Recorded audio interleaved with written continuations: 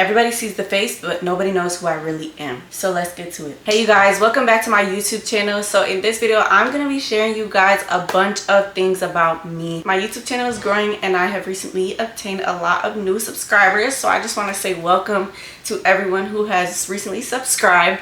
And thank you guys for coming to my page and my channel and for subscribing. And also for engaging with my channel as well. I just truly enjoy seeing everybody's comments and what you guys think about everything on my page. So thank you so much for that, and let's keep growing. So the reason I wanted to talk with you guys about who I am is because I make a lot of videos, especially on Instagram, TikTok, and stuff like that, and YouTube, but you guys never really hear me talk a lot or never really talk about myself. I am slowly but surely coming out of my shell when it comes to this YouTube stuff. I do want to let you guys into more of my personality instead of being like this shy little girl who just never really says nothing but it's just like a cute face.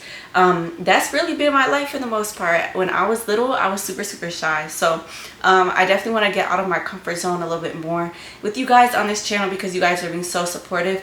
You guys deserve it, right? So let's get right into it. I am from New Mexico in the United States. A lot of people don't even know that it's a state here in the United States. A lot of people have heard it. If you guys have watched Breaking Bad, the city that they filmed Breaking Bad in is where I'm from. Okay, so exactly what you guys see on the show is basically where I'm from. It's nothing more, nothing less. So growing up there, it was definitely interesting. I would consider it to be a dry state, and by that I mean like everything. There are a lot of things as far as like nature and stuff like that that are really beautiful. We have the Sandia Mountains, which are extremely beautiful and great to look at, and we have a few rivers, a few lakes here and there, and then we have a lot of outdoor activities and nature to be a part of when it comes to that. We have a pretty small city. We do have a downtown and we do have buildings, but it's not like the city that you would witness in places like Houston, Atlanta, especially not New York, and stuff like that. So it's just not like a huge city, but there is one with tall buildings and stuff. And then there's the surrounding areas with your suburbs, your ghettos, the hoods, all that type of stuff. So when it comes to my family, I do have a pretty big family, but I'm not exactly close to all of my family. My grandmother on my dad's side had 6 boys, so I do have 5 uncles on that side. And on my mom's side I have 2 uncles. So I have absolutely no blood aunties, which is kind of crazy because I would love an auntie to like be cool with, you know what I mean? But unfortunately I don't have that, but that's okay. I'm actually just not close to really a lot of my dad's side of the family. I used to see that side of the family really strictly only on holidays, and then as we all grew up, that kind of just deteriorated over time just because we all have lives, people get married, people have kids, all that good stuff. So I don't really talk to them right now as much as I probably should, which it is kind of sad. I wish I could be closer to that side of the family, but I'm just not. I simply just don't really talk to a lot of them in general, as far as like cousins, uncles, and stuff like that. So on my mom's side of the family, I'm a little bit more closer with, just because my mom is the one who mostly raised us. So I'm a little bit closer with them. I used to be close with one specific cousin, but we kind of just fell off as we grew up, which is definitely sad, but we all go through it, right? So growing up, I was close to that side of the family and those side of the cousins. We always did stuff together when it came to birthdays, holidays, and all that good stuff. But like I said, as I started to grow up, everything just kind of grew apart. And then my grandma was really like the glue that held everyone together, along with my mom. My mom is really the one trying to hold everything together right now, which is, you know, it's kind of sad, but you know, like at some point I feel like there's one person that has to like take that role of the grandmother, because the grandmother, I do feel, is a very significant role in a family, and so she kind of had to take care of that role and hold everyone together. But I also do live in a different state now. So all of my family is in New Mexico and I am in Texas, Houston, Texas to be specific. I moved to Houston about 6 years ago, and I've been here ever since. So I do stay in Texas a lot. My mom comes and visits me here sometimes, but other than that, no other family really comes and visits me. It's really just my mom. So when I go back home, I do try and make it an effort to see all of my other family members as much as possible when I'm there, so that I can keep connecting and keep that relationship. So in my immediate family, it was really just my mom and my brother. So it was us living in a house, grew up, going to school, doing activities, you know. And then I grew up, got jobs, went to college, all that good stuff. And then when I was about 19 or 20, that's when I moved to Houston. So I moved to Houston when I was fairly young, but I was ready to do it. I was so full of energy. I was actually doing Forex at the time and sales and network marketing. So I was so full of energy and ready to just come to a new environment where I could learn from people that were here and people all across the world as well. So that's something that really drove me for about 2 or 3 years, and what really made me have like a business mindset. I was always some type of hustler. I was selling clothes when I was younger. I was doing hair. I was selling baked goods. So I don't know. Sometimes I really just think it's in me, and there's not really any other entrepreneur in my family that I know of.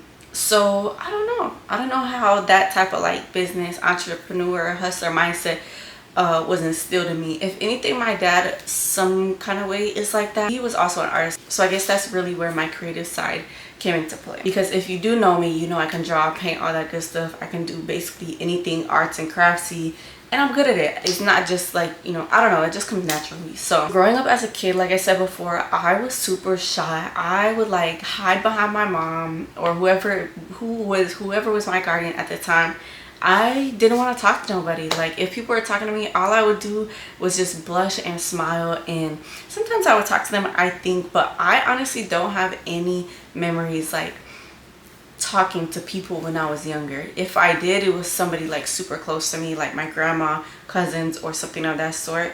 But even like cousins that I see only sometimes, for some reason I just really wasn't as comfortable talking to them, and there was no valid reason as to why, but I was just a shy girl. Like I kept everything in, and I don't know, I just didn't talk to nobody. From elementary school, so about, I don't know what age that is, maybe about 10 or 11, going into middle school, which is 12, 13, 14. I did begin to come out of my shell a little bit during that time, but again, still very guarded.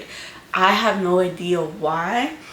That's just how I've always been. Like it's not really a method to the madness, if that's what you call it. It's just that's just how I was as a kid. I just was kind of very guarded. I didn't really want to share my personality with anyone until, you know, I really felt like I could trust you, and if I was with you every day, then I would slowly start to show people my personality. So like the people I was in school with, in my classes and stuff, they would see more so of my personality than, you know, like a random person. And there's people who literally show their personality like that, right? As soon as they meet somebody, they'll show like a lot of their personality. But for some reason, that was just not me. Kind of towards the end of middle school, I definitely had something more traumatic happen to me, and it was just, like I said, it's something traumatic, not something I'm willing to share right now with you guys, but it definitely made me more guarded, if anything. And from middle school to maybe about my sophomore year of high school, I could say I was really insecure. I was really depressed. Like I was just going through it, and maybe that was a part of like puberty and becoming a woman, because a lot of women I know went through a phase like that as well. But even if you didn't, I mean, that's just my story. From maybe about 8th grade to my sophomore year was when I was really in like a pivotal moment of my life, because there was one point where I woke up and said, you have to stop this. You have to wake up every day. You have to choose. You have to learn how to be confident. And because living like that is no fun at all. Living depressed and sad every day and wondering like if you should really be on this earth is not fun at all. And if you have ever been through something like that, or a phase in your life where you like wake up hating life and just wanting to sleep, wanting to go back to bed, not wanting to experience life and people around you, you know it sucks, right? You don't want to live like that. And if I ever go through a phase like that in my life now, I know that there's always an end to it, right? Because I've gotten through it the first time. So if there's ever a phase in my life where I'm feeling like sad, depressed, I don't want to get up, unmotivated, determined and stuff like that, then I always know there's an end to it. And most of the time I really just have to change my environment, change little things like diet, change little things like romanticizing your life, and honestly being social and engaging with the people around you. One of the main things that I preach, and honestly I need to start taking more of my advice, is the fact that going around people who not only tolerate you but celebrate you, coming up with events, like going into places where interacting and engaging with people is prominent, because those connections is what makes us human. Like a lot of Americans, we like to isolate and be in our rooms all day, be in our house, enjoy our rent, right? And we make it a thing about being like this loner, and naturally, I would say I'm definitely a loner. I like to do things by myself, go eat by myself. But people like me, we have to put effort into being around people, because connections, like I said, is what makes us human. That's what fulfills us. And anybody who's ever been in a job where it's just like super boring, you're working all day, maybe you're not talking to as much people, you know that you crave that human connection, right? So if you're ever going through like a depressing state in your life, try interacting with people more and try getting out there, getting your vitamin D, going into environments and places where people are motivated, people are actively doing something. All right, so going into high school is definitely when my wings started to spread. After that sophomore year, I started to have more fun, started to make more friends, and just started enjoying life a lot more. I definitely took school seriously, but I didn't feel like I was like the best at studying or doing my work. So I would say I'm like a pretty average student, like an AB student, not like a straight A student, definitely not. So I was doing my work, but also I was having fun. When it came to my junior year and senior year of high school, I was having a blast. My friends were cool. We were all vibing, like we partied sometimes, we went on trips sometimes, we went on like little hikes and stuff. So we really did enjoy each other's presence. And this was all when phones were not really a thing too. Like we had them, but this was when Instagram was barely becoming a thing. So people would post on Instagram, but it wasn't like a big thing of where we're scrolling on our phones all day. So I think that's really what played into like our connection as friends. Going into college, like I said, is really when I started to flourish a little bit more. I started doing things outside of my comfort zone. I pledged for a sorority in college. I was in architecture school. I was working 2 jobs. So constantly engaging with people, which was really fun. My architecture school experience was definitely hard. I was not getting a lot of sleep. And on top of that, I was working jobs and in a sorority as well. Also I don't even think I was trying to work out at this point. I was just like, I need to get my schoolwork done. When I was 18 or 19, I got introduced to network marketing, and that's actually when I dropped out of college. So I got introduced to it and realized that I actually don't want to work super hard for my money. I want to work smart for my money, which is how it kind of ended up turning out, which I'm glad. I'm glad I did not go and finish school for architecture. And I actually got into the realm of like network marketing. So I really learned how to be a hustler when it came to business. I learned to do sales, I learned to cold call and stuff like that. So I did learn a lot in that business. I learned a lot about personal development, reading, listening to affirmations, and really just taking in a positive environment and doing the best for yourself. I was in the network marketing business for about 2 to 3 years, and then I started doing custom Air Forces, which that really took off too. It really came natural to me, so I just started posting my work and people started ordering. That was a tough time because I was fairly young and I was making money, but also I never learned how to manage it properly. So I was definitely in a few situations with that, but at the end of it, it all came back. This is actually when I started to get into influencing or content creation, right? It was actually when I was in Forex and in network marketing, because I saw one person with a big following. It came in the first day and got 30 people to sign up. When it comes to network marketing, when you get 30 people to sign up on the first day, that's really crazy, okay? So I saw that happen, and it really just inspired me to go crazy with my content creation and social media, because I realized if you have a platform to advertise, then you already are starting off with a platform to advertise. You don't need to pay for advertisement. You don't need to really just reach in order to advertise. You have people already watching you and you have viewers, so you simply just need to put your business, your service, or whatever it is out there, and people will see it, and if they like it, they're gonna buy it. So that's when I started influencing or content creation. So I've been doing it for about 5 years now. And I love doing it. I have a lot of posts on my Instagram. There's instances where I've been consistent and not consistent, and it really shows the compound interest throughout the years when you do put in the work. So that's mostly been my life ever since. I'm elevating in different ways. I've been wanting to do YouTube. If I started 5 years ago, who knows where my YouTube would have been right now. But maybe it just wasn't the time for me, and maybe now is the time for me to really invest in YouTube. And I really do love long form content. I love other YouTube creators. I love watching YouTube videos. Even when I'm like just doing something, I like putting it on the TV and sometimes just letting it play.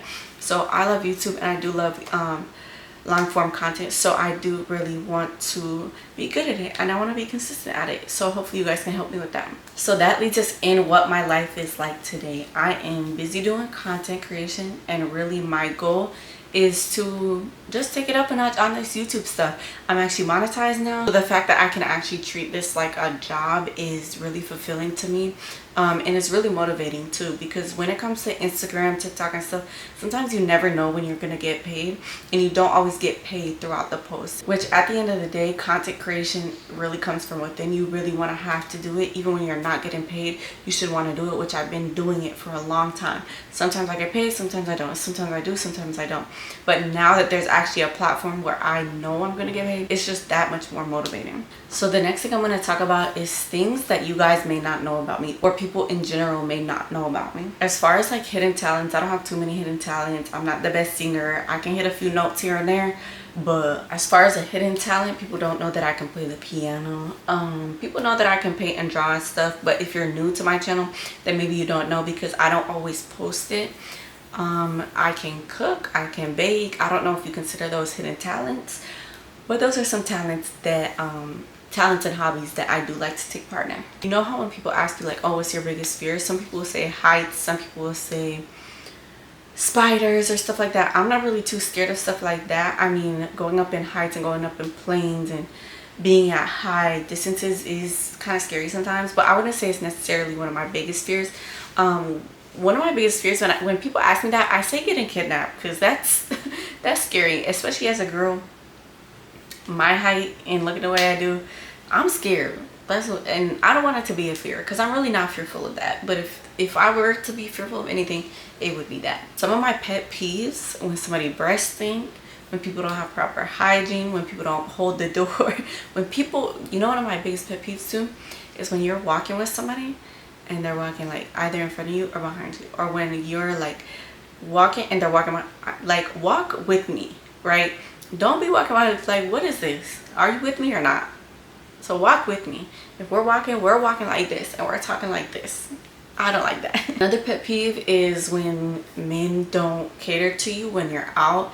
And I don't mean like this overly obsessive type of catering. I mean just like, okay, if we're out somewhere and like say we're at a lounge or whatever, and there's bottles there, you need to like pour me a drink. That's something I like, right? So it's a pet peeve if you don't do stuff like that. If you're not asking like if I'm good, you know, every so often. What else? Yeah, I just like a man to be a gentleman, and I've had that before in my life, and I have experienced it time and time again. So anything less than that is just something I find interesting about people too. Is like, if there was ever a point in life where you had a near-death experience, and I would say I've had maybe 2 or 3 of them. 2 of them now that I can remember. One of them, when I was really young, I actually swallowed a rock, and I was in Cuba, New Mexico. So anybody who knows anything about New Mexico, Cuba is maybe like 2 hours from Albuquerque, and like 2 hours away from any hospital. So I was up there with my family, and I swallowed a rock, and they had to airlift me in a helicopter to a hospital, because there's literally no close by hospitals over there. And I choked on the rock, and I couldn't breathe. I was turning purple, all that good stuff, and I basically almost died. I was very young, so I don't vividly remember it, but you know, that is a story that my mom always tells and reminds me of as well. Another near-death experience was when I got in a car accident. So about 2 or 3 years ago, I was driving one of my rental cars, and I was on the way to go move some stuff from one apartment to the next, and I also had a job interview that day. So I was downtown Houston, and I was driving. Somebody ran their red light and T-boned me and pushed me all the way into the other street. And this was a 5-car accident, because this was downtown, so there was like cars parked along the side, and they also hit those cars as well. The truck, it was a big red truck, and they hit me on the driver's side. So in America, you know, we're driving on the left side, so it hit me from this side. So when I saw the truck coming for me, I immediately thought I was done. I thought I was dead. I'm like, no, this is what's ending your life. So when I kind of woke back up and came to the realization that I was there, I just started bawling and crying. Because when you think your life is over and it's actually not, you just like, I don't know what type of adrenaline or emotion that comes out, but it just all came out.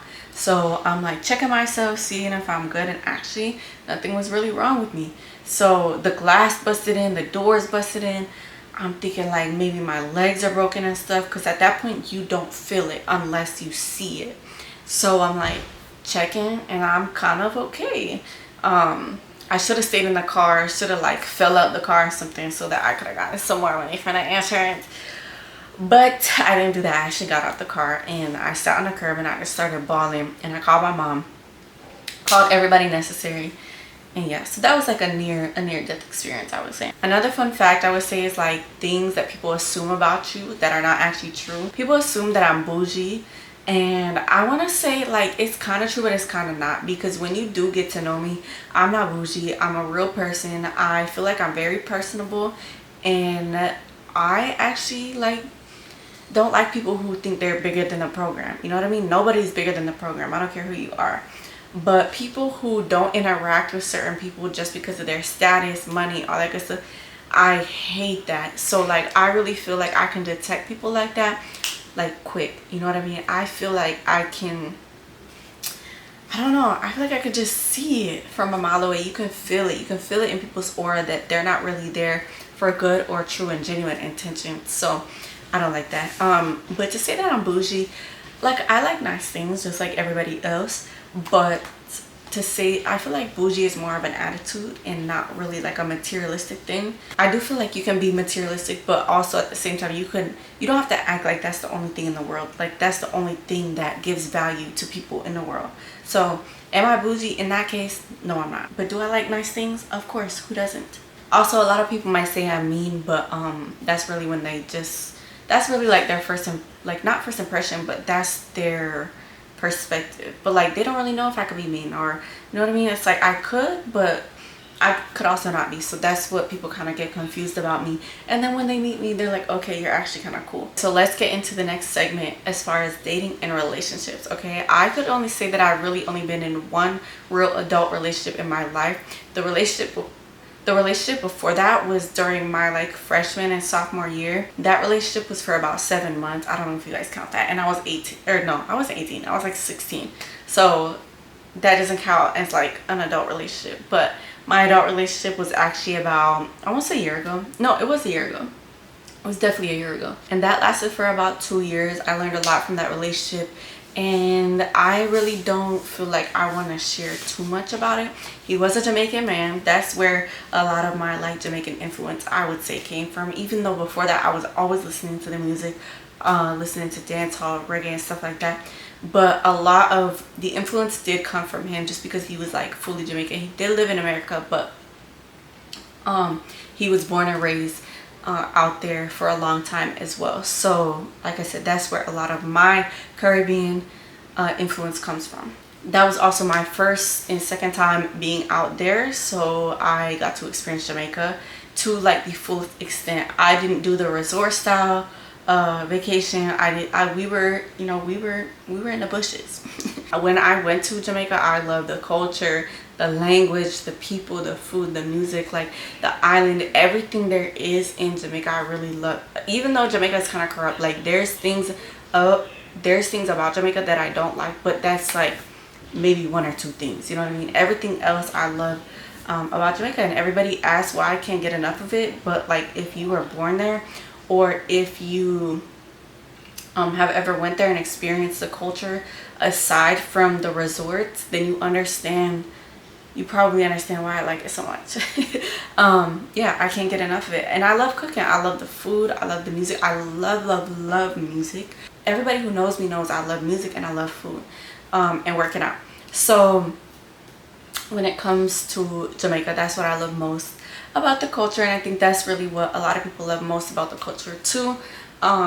But yeah, I just love it. So when it comes to future travel plans in Jamaica, I will be going in about a month. I don't know when this video is coming out, but whenever I film this, about a month from now is when I'll be going back. So it's about to be July 1st, and I'll be going back in August.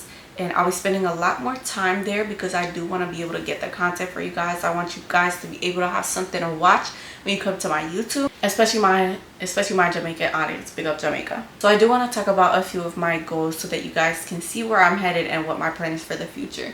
So I definitely eventually want to have kids. Don't know with who yet, but I do want to have kids. But right now I feel like it's not the time for me just because I have so much going on.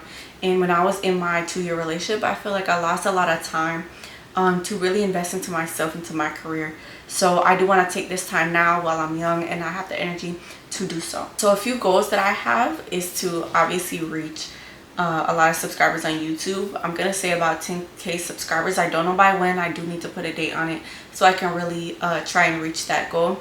As far as my Instagram, I want to reach 200,000 followers by August, or the next time I go to Jamaica, which I do think I can hit it. I'm at 192,000 right now, and that has been a goal for me for a while, but there have been some inconsistencies in as far as my part, and I just need to get on it basically. But hitting 200,000 definitely was a goal for me. I feel like you just have those milestones when it comes to content creation, and a lot of them do fall under like how many followers you have.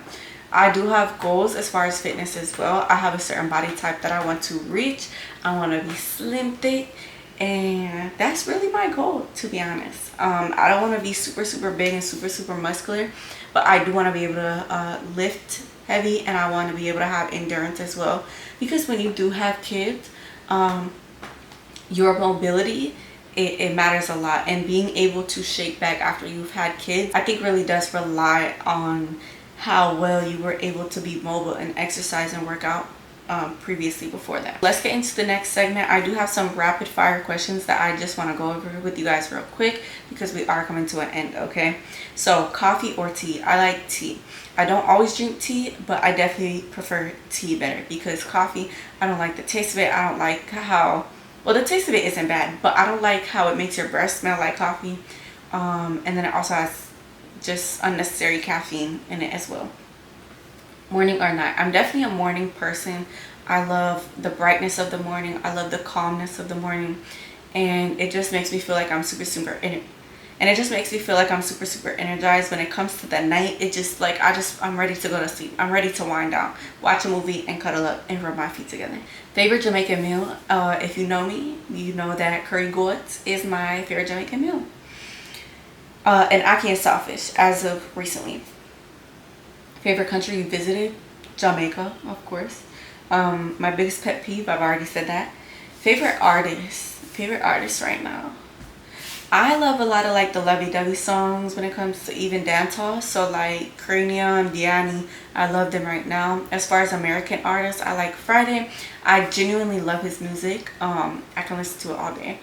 And it's not, his music doesn't, a lot of these artists that I like, they don't bash women. You know what I mean? They talk nicely about women. I don't like music that bashes women. It's just, it doesn't make sense to me as a woman. Favorite movie? I like the movie Lucy, and I like Avatar. Those are easy. Biggest green flag? Consideration. When somebody considers you, they cannot fail to communicate, and they cannot fail to show effort. And I feel like those are two very big things when it comes to either relationships or friendships. Okay, so biggest red flag. When somebody talks about themselves too much. I hate that. That just shows me you're selfish. All you like is, we're just gonna end it there. Okay, just don't talk about yourself too much because you'll get annoying.